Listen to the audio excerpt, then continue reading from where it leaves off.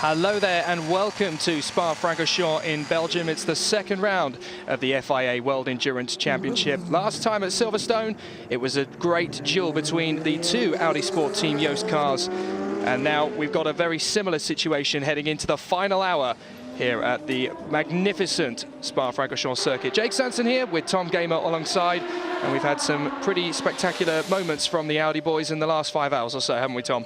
Yeah, the Audi cars proving the three cars to beat at the moment. Obviously, the big talking point, the main talking point is the Toyota, the number 7 car, their 2013 spec car is now in the garage and looks as though there's a problem with the hybrid system on that, or certainly there was a problem with the rear of the car, the brakes and what have you. We're actually looking at the second placed Audi. They're slightly out of sync, about 3 or 4 laps out of sync, aren't they? That the one car, Andre Lotterer, pitted slightly earlier than this, and this car of McNish is about 30 seconds behind the race leader with Oliver Jarvis in the 2013, the Le Mans spec car in third.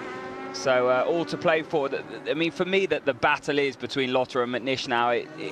Well, it's going to go right down to the wire. So if you're just joining us on Eurosport, 1 hour left, 60 minutes left of Spa-Francorchamps. Beautiful sunshine. And 2 great drivers dueling it out into the finish. And last time at Silverstone, of course, it really did go right down to the last few minutes. And as you can see, they're going to struggle because they've got a lot of traffic to pick their way through. That is the leading car, the number 1 Audi. So we head now into the final hour. And this is going to be where the action is. It is going to be Lotterer versus Alan McNish right the way to the death. It's an absolute replay of Silverstone last month, and that came right down to the wire, and I have a feeling it's going to go exactly the same way here. Yeah, Lotterer just coming up to put another lap on the number 8 Toyota racing car of Sebastian Buemi. Buemi took that car over from Anthony Davidson about 20 minutes ago. They're in 4th place, a lap down. That is the 2012 spec Toyota hybrid. This is the classification, so after 139 laps, it's the one car of Lotterer leading McNish. Oliver Jarvis is in that 2013 Le Mans spec car in 3rd. The 2012 Toyota racing car is in 4th, and then the Rebellion racing cars 5th and 6th. And then, of course, you have the leaders in the GTE Pro. The AF Corse car, which is the 51 Ferrari of Gianmaria Bruni and Giancarlo Fisichella. And that's leading the sister car, the 71, which is driven by Vilander and Kamui Kobayashi. In the GTE Amateur Championship, it is 8-Star Motorsports, the number 81, which of course is Portaluccio, Aguas and Peter. Yeah, that's a big battle in GTE Pro. I was speaking to Rob Bell just a few minutes ago, and obviously the pole sitter in that, Aston Martin. Bruni got a good start, and by the end of the stint was ahead of Bell. Bell felt he was quicker, couldn't get past him. But this is Lotterer now, and Buemi making it very, very difficult for the race leader to get past him there. This is to put the Toyota, the 4th place Toyota, 2 laps down on the leader, and well, he turned in on him. It's a difficult place to pass him into the entry of Pouhon. Very, very quick part of the circuit. It's a painful experience for them as well, to be fair. They don't want to be in this position. So we're in a tricky situation then, as the Toyota racing car, the only one that is still really in with a chance of a podium finish here, let's be fair. The other one, the garage is down, and Kazuki Nakajima got out of it some time ago. As Tom was saying, problems with the hybrid system on the 2013 spec car. That cannot be satisfactory for them with Le Mans just a month away. Well, it's not ideal for them. They've done a fair amount of testing. Just to explain what we're talking about, both Audi and Toyota have bought a car that they're going to run and use at Le Mans to this race here. In Audi's case, it's the number 3 car, and they've got the 1 and 2 car in Spa specific specification, and for Toyota it's the number 7 car, and they got the number 8 in Spa specific specification, their 2012 car in fact. And the Audi car of Oliver Jarvis now in 3rd place, that's got a longer tail to it. It's also got a blown diffuser, interestingly enough, so they're bringing across technology that is used in Formula 1. to the car, Dr. Wolfgang Ulrich there, the boss at Audi, and has been for many a year. You talk about the dominant football managers in the world, Sir Alex Ferguson's.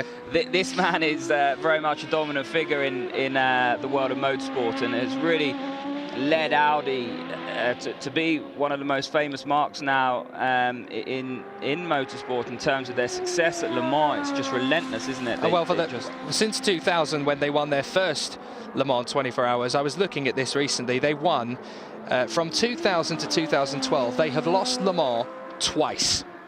Just twice. They lost it, I think it was 4 years ago to Peugeot, and then in 2003 that glorious day for Bentley. But if you actually look at it, that's 12 years out of 13 for the Volkswagen Group. They've done an absolutely incredible job. That's not bad. They would have probably settled for that in '99 when they set up the program. This is De Grassi. De Grassi's going to take over from Oliver Jarvis in that number 3 car in 3rd place. So one more driver change for that car, and we'll probably see De Grassi run. Well, we will see De Grassi run to the finish there.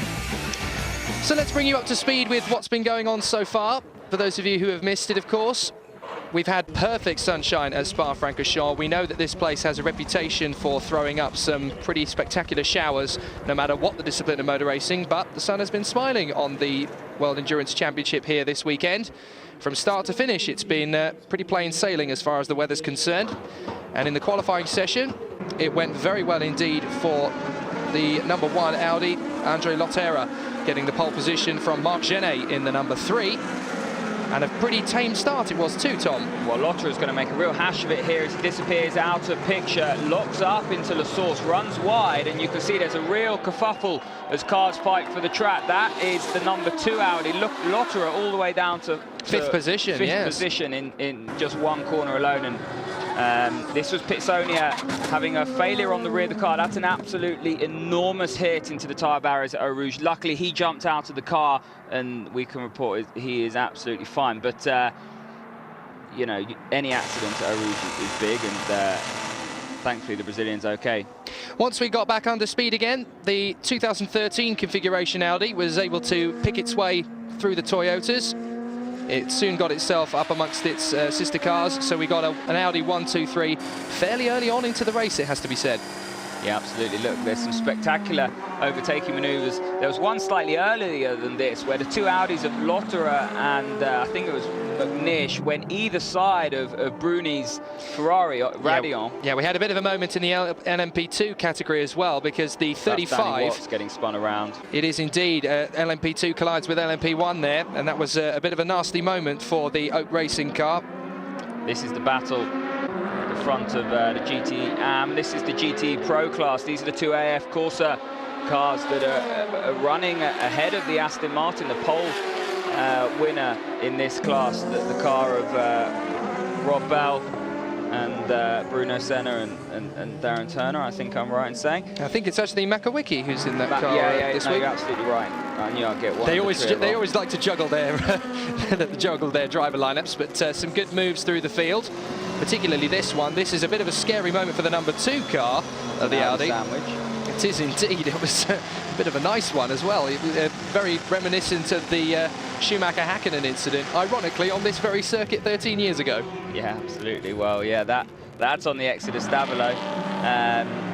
Now, this is a bit of a weird moment, this one, because we had Rusinov suddenly spearhead completely to the left and collide with the barrier. It's a very confusing incident, because it almost looks like there's something that either breaks on the car or maybe just a very strange lapse in concentration. Yeah, well, I spoke to Conway, and he's actually said that his teammate in that car, the drinks bottle got wrapped around the steering wheel, and that's sent him off to the left. Number 7 car retiring there.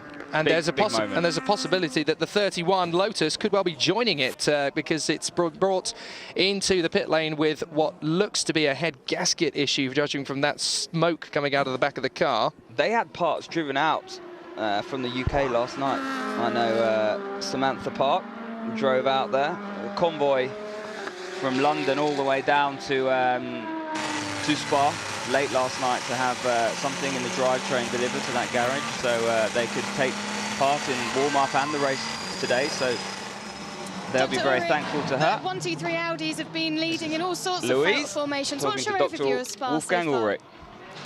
Yeah, I mean, at present it looks really good. It's a pity that Toyota number 7, for whatever reason, had to retire. It looks as if they would have had a technical problem. Until then, it was really a close fight. Yeah, but on the other hand, it needs to go 46 hours as fast as possible, and you have to be constantly quick. And I hope that the rest to the 6 hours will run without any troubles. And looking at your new car, the number 3, what are your thoughts on it? Are you pleased with the performance? I mean, the number 3 car, we have it running here in the Le Mans spec, which is for sure not the optimum setup for this racetrack from the aerodynamic side. But I think it works well, and they are competitive as well, and we learned quite something for Le Mans. Thank you. Thank you. He says it's disappointing, but he must be smiling pretty wide, mustn't he? Yeah, no, absolutely. It's but he's forever a very graceful sportsman, and he appreciates and understands just how much hard work it takes to deliver a car capable of winning these races and Le Mans. And, you know, Toyota working very, very hard. So one man's celebration or jubilation, so to speak, is another team's disappointment. This is car number 2 we're watching. Look Val in that now. Tom Christensen talking to the engineers. Well, there was a bit of a moment there. We were looking back again to the Toyota that is still holding up the lead at Lotera. This is what have we got a replay of going down into Lecune? Let's have a look. It's an AF course car, oh, that's not going to go too well. Oh dear, a spin there from the AGT Manticar. Neither driver prepared to back out of that one, and that's well, that was always only ever going to end in an accident. Yeah, that wasn't I don't think that was an AF Corsa car. I'm mistaken, but that is the front-running Porsche, isn't it? That's the brand new car, the 2013 car, new to this year. Very, very good-looking bit of kit, and normally the good-looking bits of kit are the quick ones. That Porsche 5th place in GTE Pro, so they'll drop down now after that spin.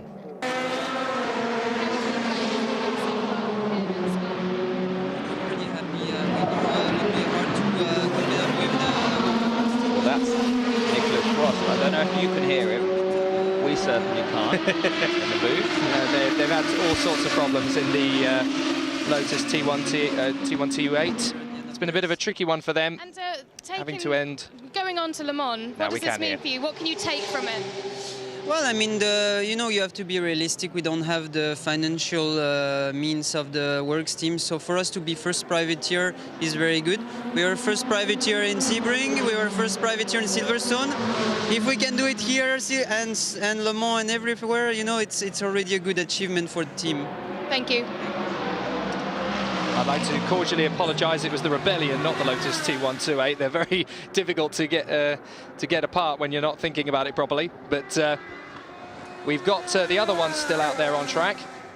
I'd just like to correct one of my mistakes as well. That was an AF Corsa car, so I was right the first time. We'll stick with your gut feeling in life, as they say. I think that could have been Bruni. Yeah, Gianna Maria Bruni, who's taken out that Porsche. Well, there's a lap between them. Gianna Maria Bruni is the class leader, might get a penalty now as the number 2 Audi behind the Rebellion car of... That's the 12 car, so that is Heidsfeld. It is Heidfeld who's behind the wheel of that one at the moment, yes. Yep. And it's Duval he's been holding up a little bit there. Yes. We've barely spoken about LMP2, but just as we go to the 38 car... LMP2 is Pierre Caffer. We saw when we went to a break, we saw the LMP2 leader get a front left puncher and hit the pits. Now he is... That was the Pecom racing car. That was Olivier Plas right behind him now. It'd be interesting to see. There's 1 minute and 30 seconds between the pair of them now. So very close battles at the front of LMP2 and GTE Pro. Well, one thing is for certain, that because of the Delta ADR crashing out just after the first hour, we're definitely going to be getting a different winner in LMP2 this time compared to Silverstone. In fact, we could well see a very different podium altogether, because I think the only car from the Silverstone podium that's in the top 3 at the moment is the 24 Oak Racing with Pla at the wheel, and it looks like he's just got into the lead, in fact. past the Pecon Racing car. Well, he Pierre has. So the Caffer. Pecon Racing car's come out of pits. He's now 6.9 seconds behind Olivier Pla. So Caffer with it all to do. That's a Michelin-shod car, and interestingly enough, it's the only Michelin-shod car in LMP2. The rest of them are on Dunlops, and Dunlop have brought two compounds, a soft and a medium. They won't be running the soft in the race. They would be running the medium tyre compound as Lotterer gets very close to one of the... my heart was in my mouth then when he went round the outside. In the middle of Pouhon. Oh, and someone's gone off at Lafagna there by the look of it. Look how difficult it is to see with that sun down. The drivers will be moaning, and this is Pierre Caffer. So where has he dropped? He's dropped down to second. That is... Is that the leading car in front of him? No, it's not. It's the Morgan. It's the Morgan in front of him. The other Oak Racing car then. I was going to say that's not Olivier Pla's helmet. Oh dear, that's a violation of safety car regulations then, and that is for 3. Is that for 3 Aston Martins? No, one of them is the Porsche Mante. That's the Bergmeister Pillay and Bernhard car. And the other one is, well, it's 2 of the Aston Martins. That's the Turner Muckett Dumbreck Aston Martin car, and it's the Dallalana Lamy and Stanway car. Here's Nicolas Manassian. No, he's, you know, I don't know what, I haven't even checked yet how far we've lost on this. Is a puncture or is probably some debris somewhere? You know, the race is being, you know, the long races like this, you always get debris somewhere. Or some problem with the front of the car, I don't know. We've changed everything we needed to change, and now Pierre is in the car with a fresh set of tires. He's going to push hard, and we'll see what happens. Thank you. So a bit of a scary moment, because that would have happened. That would have really hit the car once it came out of Blanchiment. That would have been a bit of a scary moment with the tyre ripping apart the whole left front of the bodywork there. That would have been a bit tricky to get under control. Yeah, even a scarier moment was the big sideways moment that Bitchy had on the exit of Rouge there. This is the LMP2 leader now, Olivier Pla.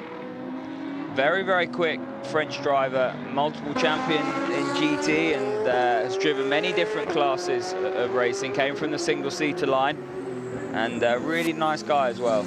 And great to see him doing well. Well, we've got a few cars in the pits now. Yes, the T128 there, that's the 32 car. So it was Charouz in the car. I think it's now Holzer who's getting in for the final 41 minutes of racing. We're looking at the GTE Pro Aston Martin there. That's the 98 leading class. So that is the 98 car of Bruno Senna, Makaweki, who is in the car at the moment, and Rob Bell. You were talking to him earlier, obviously, Tom, and things seem to be going pretty well for them going into the last hour. Yeah, absolutely. Interestingly enough, Rob Bell's just become a father for the first time, so congratulations, Rob Bell, and his newborn, a little boy called Oliver. That'd be a nice little present to take home, wouldn't it? A nice little trophy. Well suited to Le Mans now, because he seems to be up pretty much every night he's at home. So he'll be used to having no sleep by the time he gets to the famous French venue. Well, it looks like the sister car is about to take the lead, because the 98 car of Makaweki is coming into the pit, so it looks like it's going to be Darren Turner that takes over the lead of GTE Pro. What's this? This is a wary moment for Duval. Goodness me, that's more rallycross than it is World Endurance Championship. That was a beautiful controlled slide. And Dr. Wolfgang Ulrich there winces, because that was so close to spinning towards the inside there. Normally, you see, if someone feels the oversteer at that stage of the corner through Pouhon, they straighten the car up and use the tarmac that's now available, sort of Romain Grosjean-esque. He didn't do that. He decided to just keep loading that right rear up, and I've seen some absolutely monumental shunts there. He would have spun to the inside and it would have been an aeroplane crash. And Dr. Wolfgang Ulrich sensed that. So did I. Real heart-in-mouth moment. Luc de Vaal will be probably slightly slower on his minimum speed next time around. Tony, the when he Astons gets are leading at the moment, Pouhon. but they have got Tony another pit Vidanda. stop. Yeah, we are not completely sure what's going to happen now. We pushed so hard the whole race, and Camus is now in the car for the last stint. We decided to do the race with the full 5 stops, so we'll see now. I think Aston's got some stop and go, so everything is open. Again, GT racing after 5 hours, 20 minutes, everything is still open. Not just for you, for the 51 as well. You've both been hard and dominant here. Yeah, I mean, after Silverstone, we bounced back. We analyzed very well our race there, and we found some margin of improvement. And of course, we drivers, we try to put our input and improve and push as hard as we can. Thank you. Thank you very much. Yeah, he makes a very good point there, actually, Tony Verlander, because the 97 and the 99 Aston, I do believe, both need to make a penalty because of some form of pit stop infringement, I think it was. Plus, so does the 91 Porsche, which means that that will actually bring the AF courses into second and third position in class. That will bring them right back into the game. This is your race leader, Andrei Lotterer, into the pits. At this it'll be stage, interesting to see if they double stint the tyres, because last time he stopped, they went fuel and tyres, so they just go in fuel. It looks as though that's going to be the case. I was just going to say, this is just about housekeeping now for them, really, isn't it?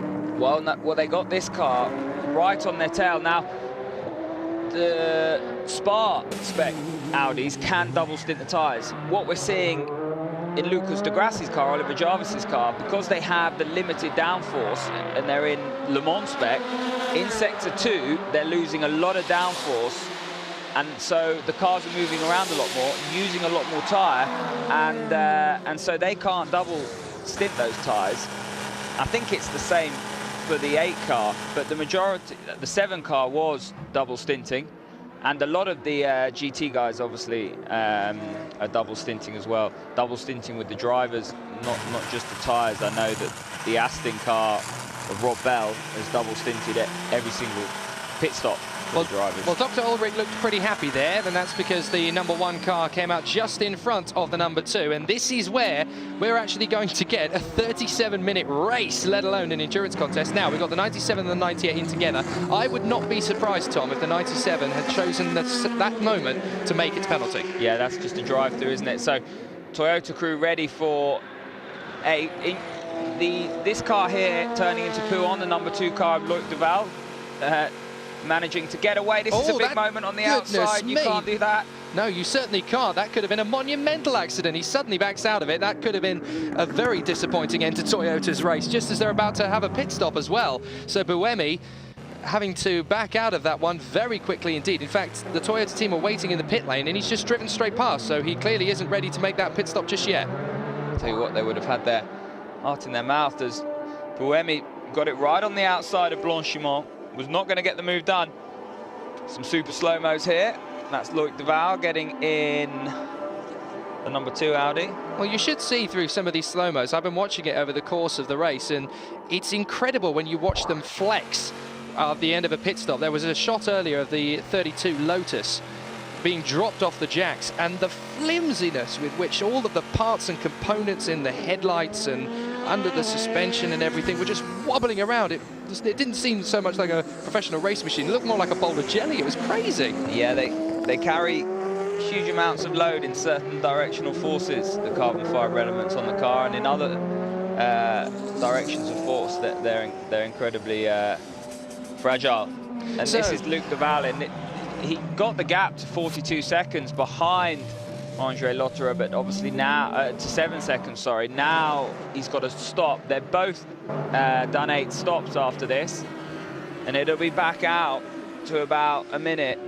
I would have thought we thought we were going to get a sprint race out of it. Our apologies, but they hadn't done their 8th stop yet, so it looks like everything is going to be pretty hunky-dory. If the number 3 car is following the same strategy, then that's clearly not far away from its own pit stop, because it's done 7 so far.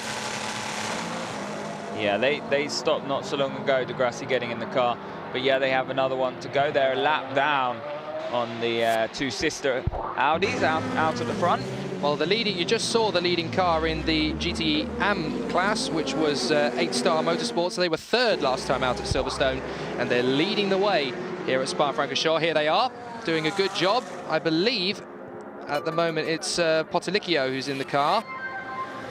No, it can't be, because he's about to have an interview out down in the pit lane there. So it's clearly one of his teammates, but we'll check up on the progress of how things have been going for 8-Star Motorsport down in the pits.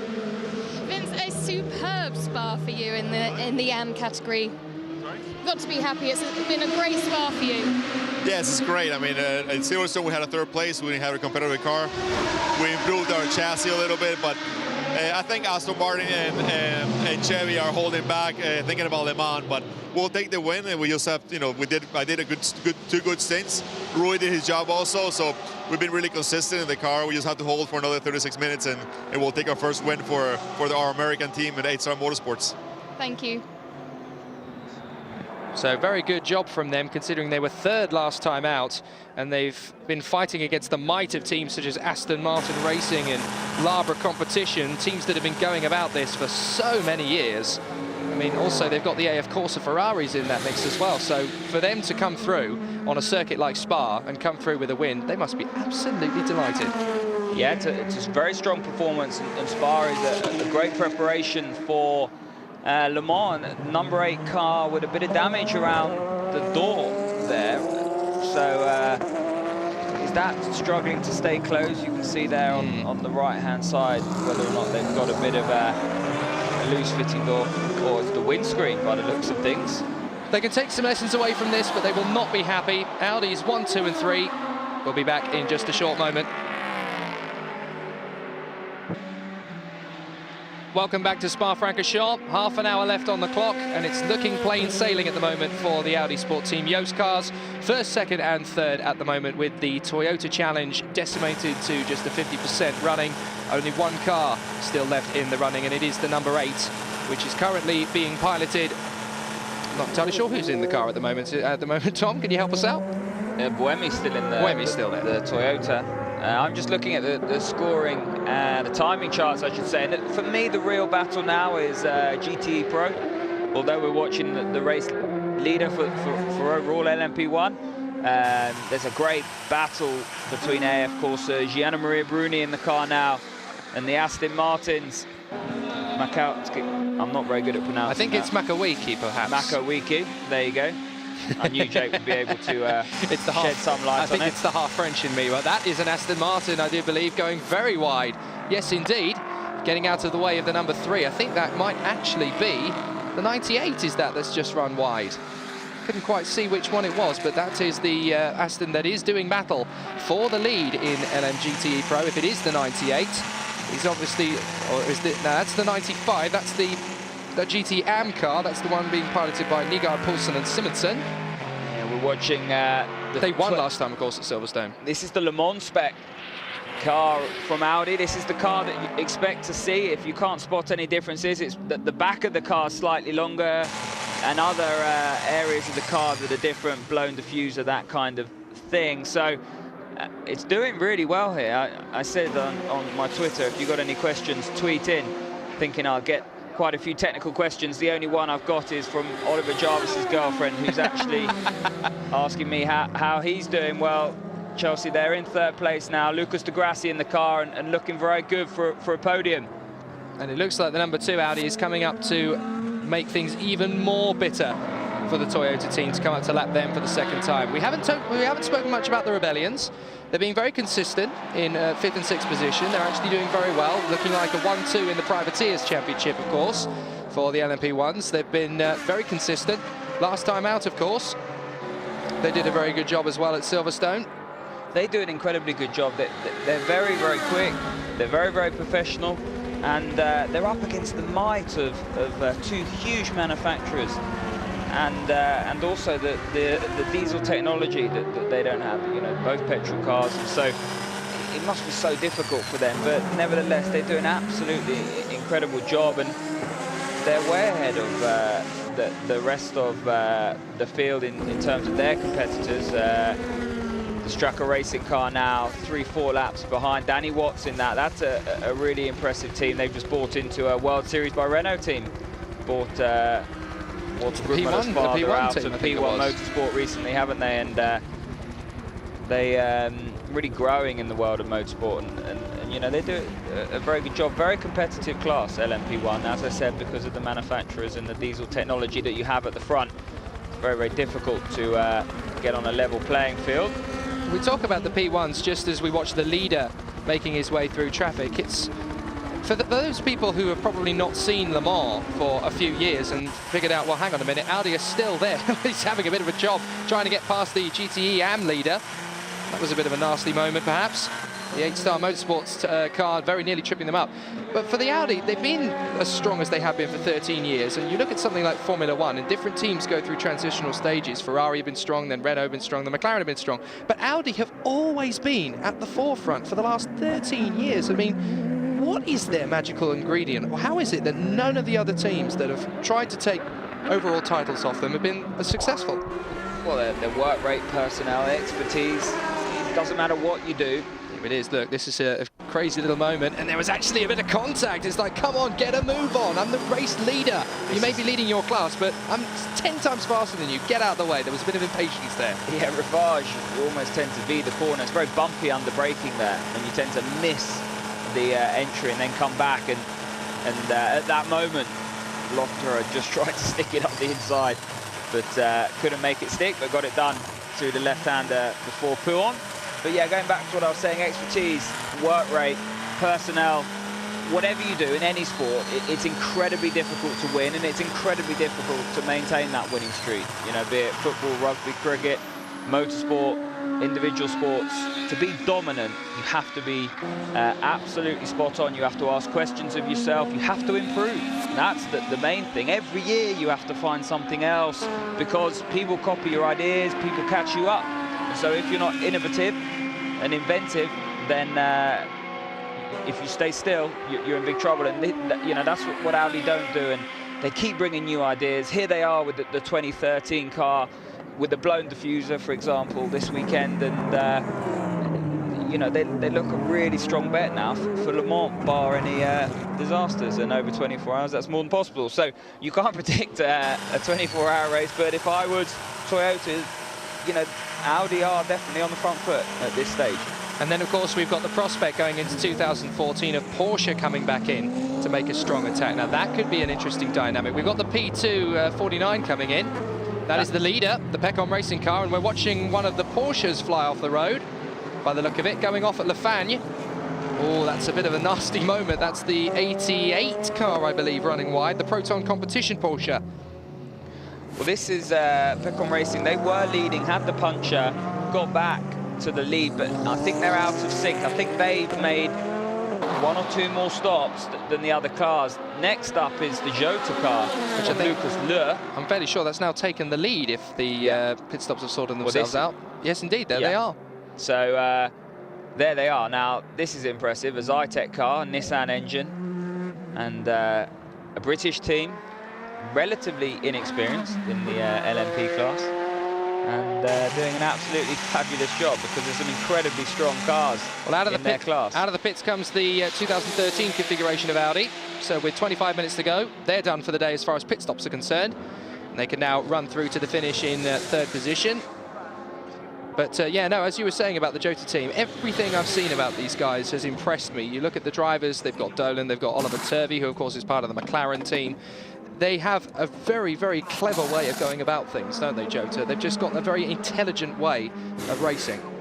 Yeah, absolutely, and they don't make mistakes, and part of GT racing is about not making mistakes. A fine example is the G-Drive racing car in their class, with some incredibly quick youngsters, John Martin, Roman Rusinov, and then the super quick, experienced headmaster of the team, if you like, Mike Conway. He won't like me for saying that, but and you know, Martin nosed it into the pit wall at Silverstone, and Rusinov's had that shunt here. Now, those sorts of things you just can't get away with in GT racing, so you have to be able to drive at 100% or just underneath and not make mistakes. And the Jota boys showing some of the other guys in class just how it's done.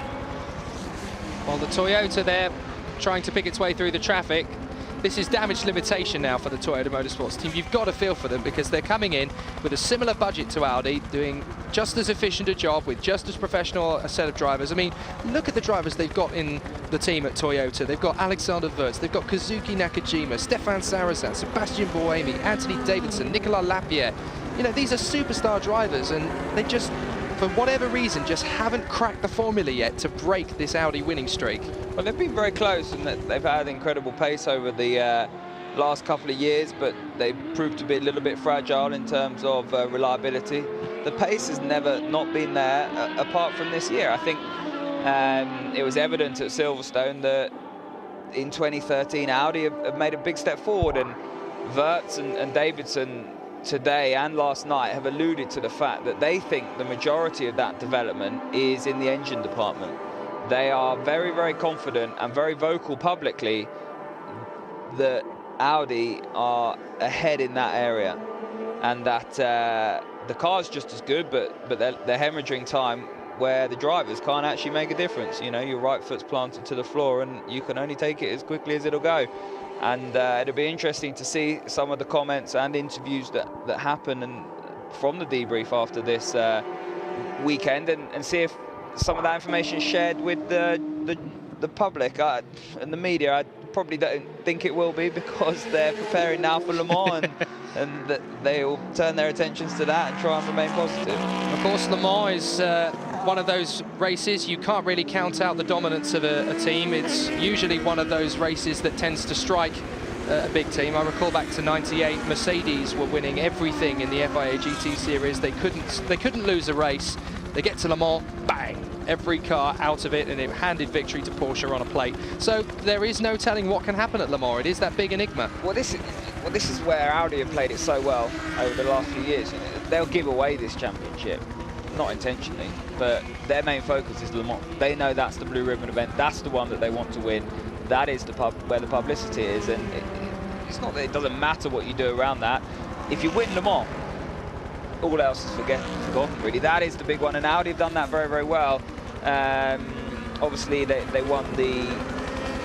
Well, let's have a look at where they've been over the last few years. I mean, they won this championship last year, but I think the year before it was Toyota that won this, but Toyota couldn't crack it at Le Mans. And the Audi, the build, everything about the Audi is around Le Mans, and that is where their focus is.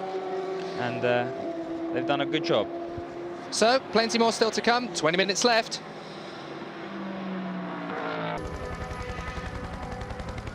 Welcome back to Spa-Francorchamps. 17 minutes left on the clock, and it's one-way traffic as far as Audi are concerned. In the LMP2 category, Jota have got themselves into a firm lead, 14 seconds or so from Peckham, so it could still go wrong, but hopefully they've got things pretty much sewn up for the rest of the race. In the GT Pro Championship class... Well, they still got a pit. Oh, yes, they do, don't they? Yes, you're right. Jota. So, well, you know, there's 3 cars there within 40 seconds, so all to play for in LMP2.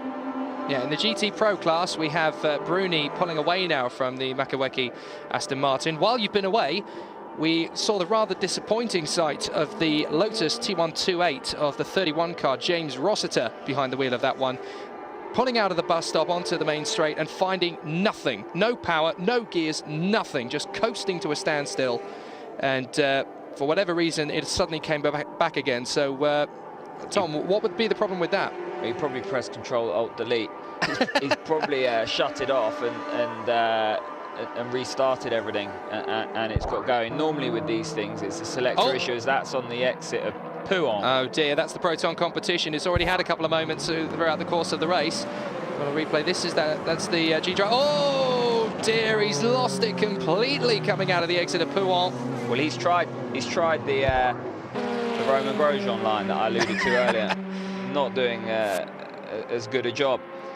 Wasn't vintage car control, I must say. Yeah, he's run out of lock there, and it's not a great place to run out of lock. Luckily, he was far enough off on the runoff. Let's listen to. So he's making an excuse for his last lap, which... Do not test too much risk. Yeah, they're just saying him, don't take too much risk. There's not long to go. We're in a really strong position here. In fact, we're racing wheel to wheel with the G-Drive Racing team now, so you cannot afford to make any mistakes here. We've got a potential podium on the way. Well, they're a couple of laps off the front 3, and they're a couple of laps ahead of this G-Drive car. That's Bertrand Baguette in the second Oak Racing Oh, it is the car. second, yes, you're right. I thought it was Olivier Pla for a moment there. My apologies.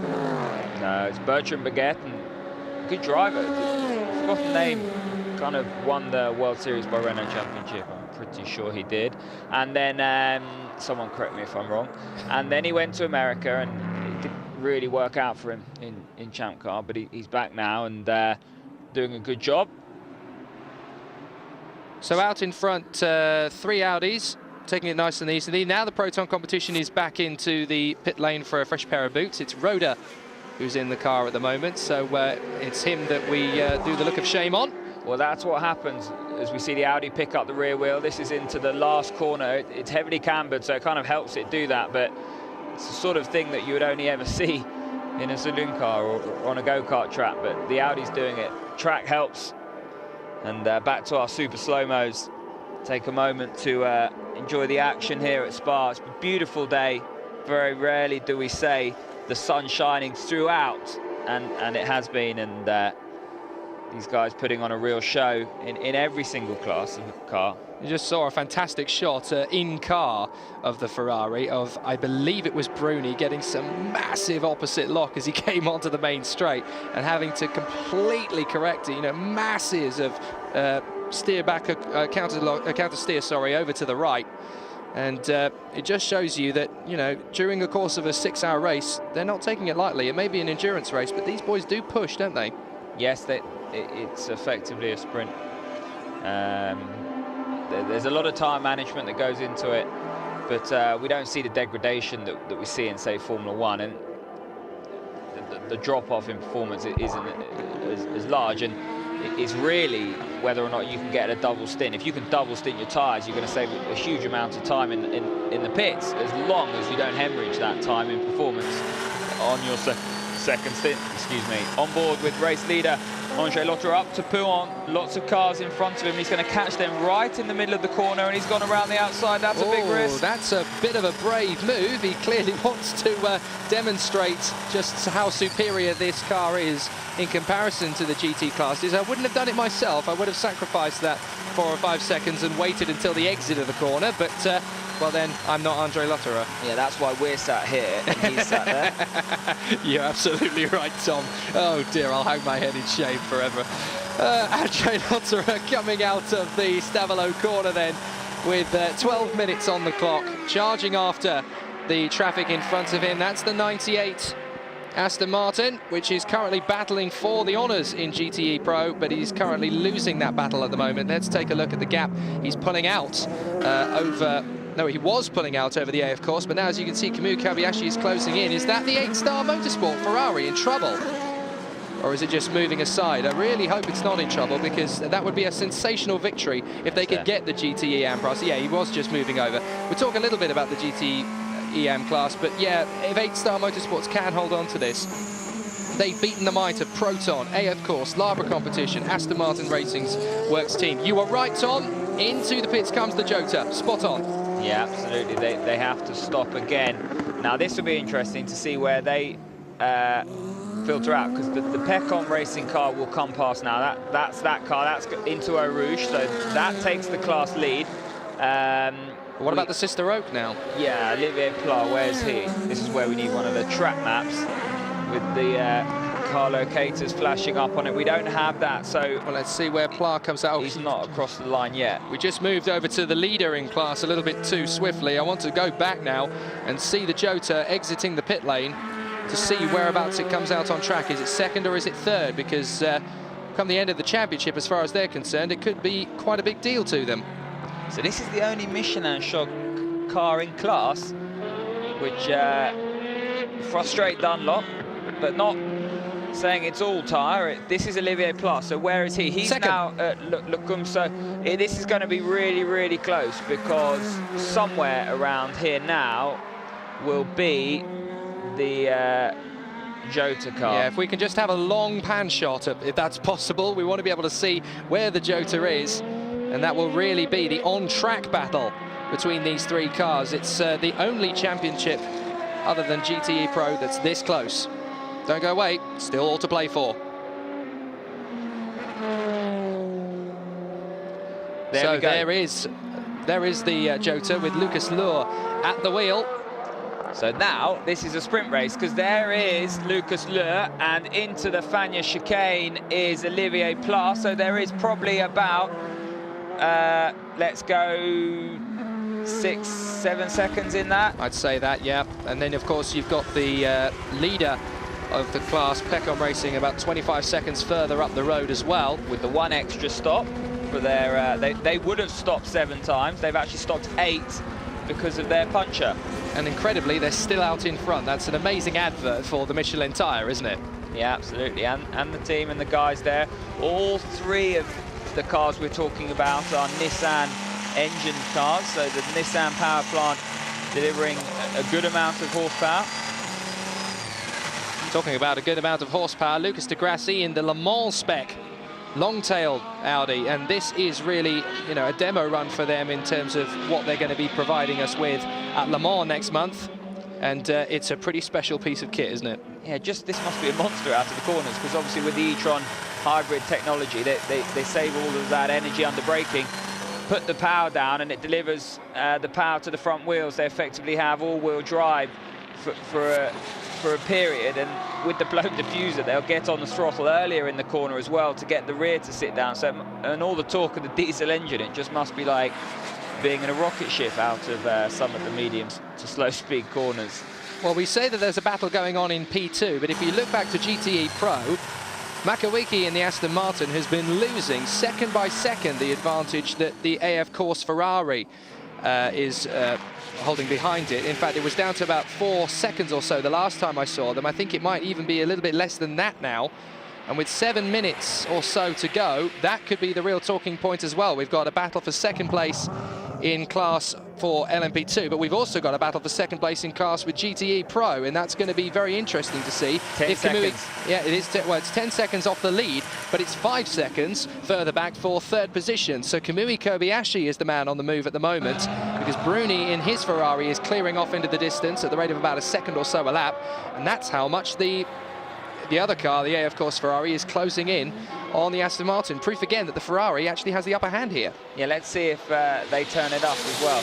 And what do I mean by that? I don't know if all the cars in GTE will show their true hand here before Le Mans and risk a performance penalty. These cars are pegged back to make sure it's a level playing field if they're shown to be too dominant in class.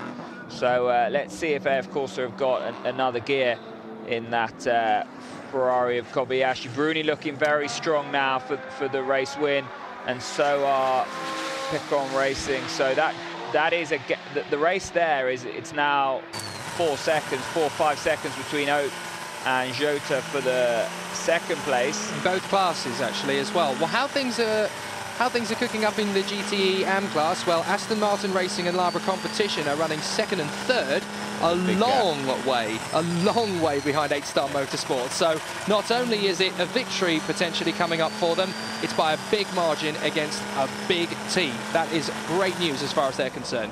And Lotterer sitting comfortably now in that one car. We're watching McNish talk to the engineers, obviously not quite happy with the balance of his car or how it's gone. Pit stop there for the IMSA Porsche, the 76 car. It's Raymond Narak who's in the car at the moment. They're running about 6th or 7th in class at the moment. Gian and Maria Bruni's crew.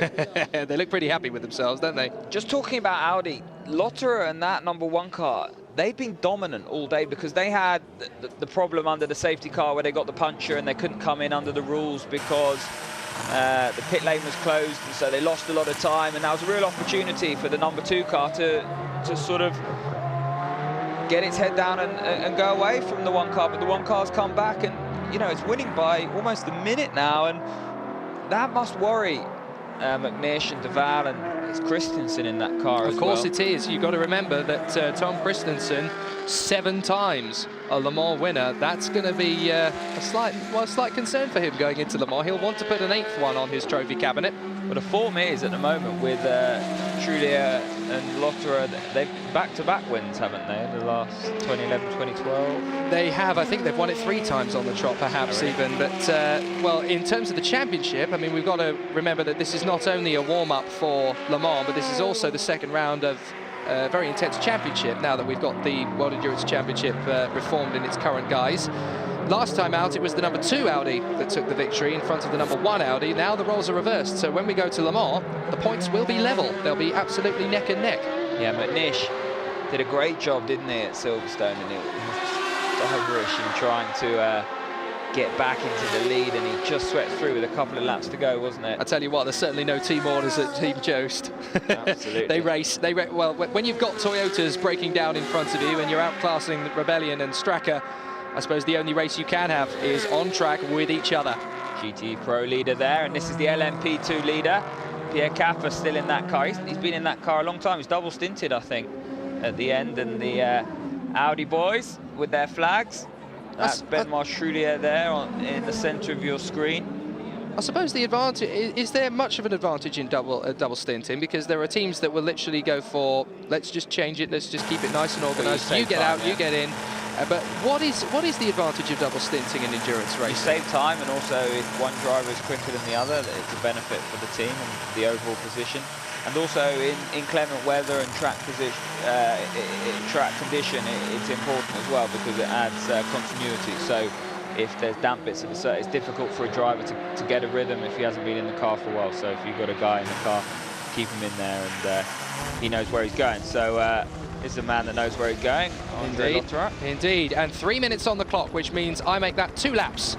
Because they're lapping at the moment just above 2 minutes. The last lap Lotterer did was 2 minute 2.5, which is a good 2 seconds a lap or so, even faster than his teammates in the sister car, the number 2, which of course Loic Duval is behind the wheel of at the moment. The third car, Lucas de Grassi, is actually in between both of them at the moment. His last was a 2 minute 3.9, so pretty much matching the pace of the number 2 car. That bodes well for Le Mans. They're all very consistent.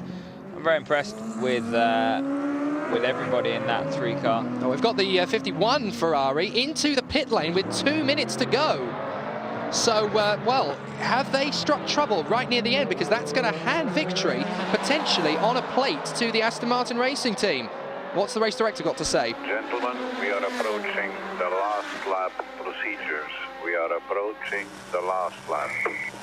Approaching the last lap. Andre Lotterer was absolutely delighted to hear that, I'll bet. He's halfway round the Spa-Francorchamps circuit, and when he crosses the line next time, it will be the penultimate time.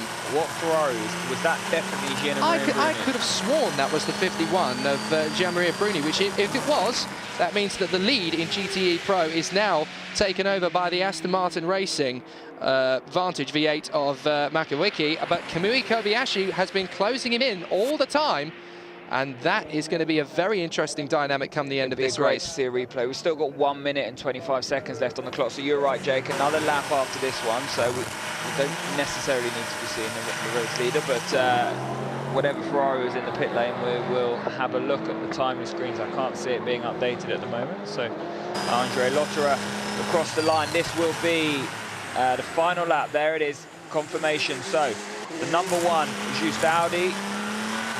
1, 2 and 3 Audi Sport team, and what have they got to tell him? No, 167 Andre, laps. There's one more. Just confirming one more. There's one more, Andre. I know you've enjoyed it for the last 6 hours, but you do have to put your foot down one more time. They've had an absolute barnstorm out there. Brilliant performance from all 3 Audis. Anybody want to have a come and go with them? Well, you'll have to wait till next month now, because they've really shown their hand here, and that is a perfect podium. It wasn't Jean-Marie Bruni in the pit, so he's still leading with the Aston Martin. Okay, so that's good to see. 10 seconds behind, so that's still very close. 10.2 seconds now. Perhaps it was the 57 Ferrari that I saw coming in, because it does look very similar to 51 from a distance, so it could well have been the Krone Racing Ferrari I saw coming in. Sorry to panic you, but as you can see, we are counting down, and that's it. 6 hours are over, so now it's just plain sailing to the finish line for Andre Lotterer, and just picking off the last couple of cars in the GT class, but Andre Lotterer has really performed to his best at the moment. Here we go. breaking ranks and storming to the pit wall. The Audi boys know it's over, and they're celebrating already. Fazda getting a big hug there from Alain McLeish. Well done, boys. You got us this time, but we'll get you at Le Mans. Well, such a great vibe at Audi. You know, they really do all train together, work together. Everybody, no one has a bad word to say about anybody. They all work as a team. And that's what I'm talking about earlier. They really do accept the value of teamwork. And it's every single one of them that has delivered this car today. And it's Andre Lotterer that is going to take it across the line.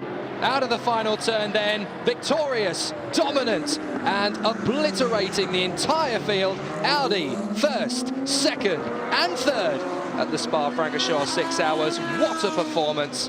Fantastic display, particularly from the car that comes home in first. Benoit Treleur, Marcel Fessler, and Andre Lotterer. What a brilliant performance. Toyota really need to do their homework if they want to take Le Mans with Audi in this form. And they've really displayed absolute masterclass sports car racing out there. Nobody got a look in. And as soon as they got back into the lead, they were untouchable. And that really doesn't bode well for anybody who doesn't want to see an Audi victory at the Le Mans 24 Hours. Tom Christensen even looks pretty pleased. Of course, he gets to spend an all-Audi podium in a moment. Toyota will go away and test. Audi will take nothing for granted. Big push now, big work, lots of data to take in from the 3 car. Audi will go away and test as well. And like I said, they'll keep pushing forward. They will not rest on their laurels. LMP2 winner there, Pierre Caffa. They did a great job, didn't they? Only Michelin-shod runner in the Oreca Pecon racing car. And Menacion Perez in that car. So Luis Perez Compagne, Pierre Caffa, and Nicolas Menacian this time. It was Soya Layari last time. And that car finished third in class at Le Mans last year. But Audi are victorious.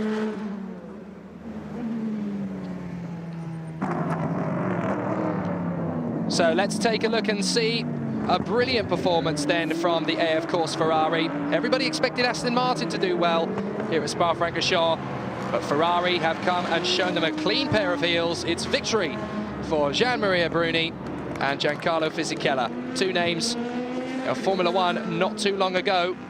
But only 12 seconds the difference between the Ferrari and the Aston Martin. And here's a brilliant sight. I am delighted to see these boys come home in the GTE AM class. What a performance, a great victory for the 81 Ferrari. Vicente Potolicchio, Rui Aguas and Philippe Petter have taken on the might of fantastic teams along the likes of Labra Competition, AF Corse and Aston Martin Racing, of course, and beaten them. Aston Martin second in both classes there. A little bit closer in the GT Pro, like I said, 9 seconds the end. Was a lap in the end in the GT AM class. But this man, Andre Lotterer, congratulating Loic Duval there in the 2 car. So Andre Lotterer, Benoit Treleur and Marcel Fessler bring the #1 Audi home in first place. It's Tom Christensen, Loic Duval and Alain McNish in the #2 car in second place. And third is Lucas de Grassi, Marc Genet and Oliver Jarvis in the car that they will take to Le Mans in just over a month's time. That is a very important 1, 2, 3 for them, because they've shown that the old ideas work, but more importantly, they've also shown that the new ideas work too. Yeah, and there's a lot of new technology. We've touched on that. Different aero, blown diffuser, and there'll be a substantial test program now before Le Mans, just to finalize exactly what they're going to run at the famous Le Sars venue.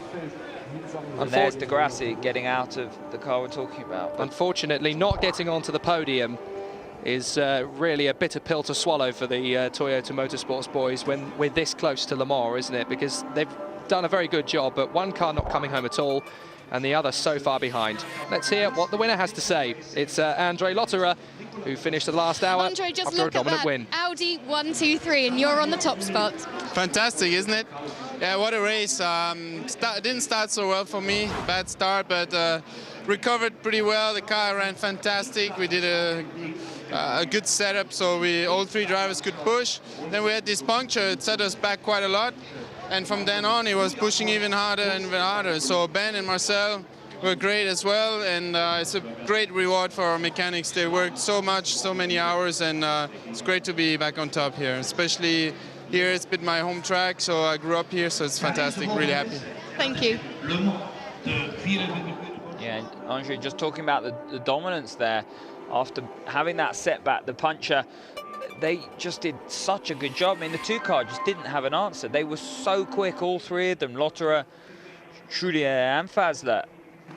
Very, very dominant. And I think that will, in the back of Alan McNish's mind, Loic Duval, Tom Christensen, that, you know, they'll have a few questions. The 24 hours of Le Mans. As to why that is, as we look through preview. Anthony Davidson talking about Le Mans.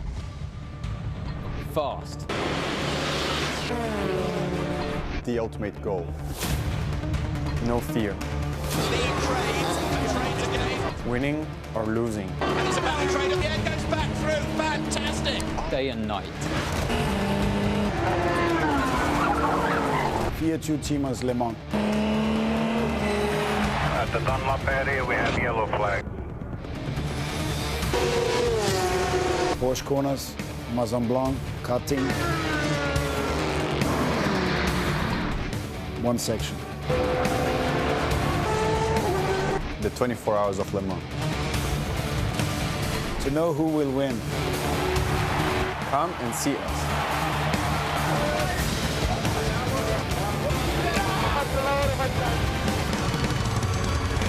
Be there, soon Le Mans.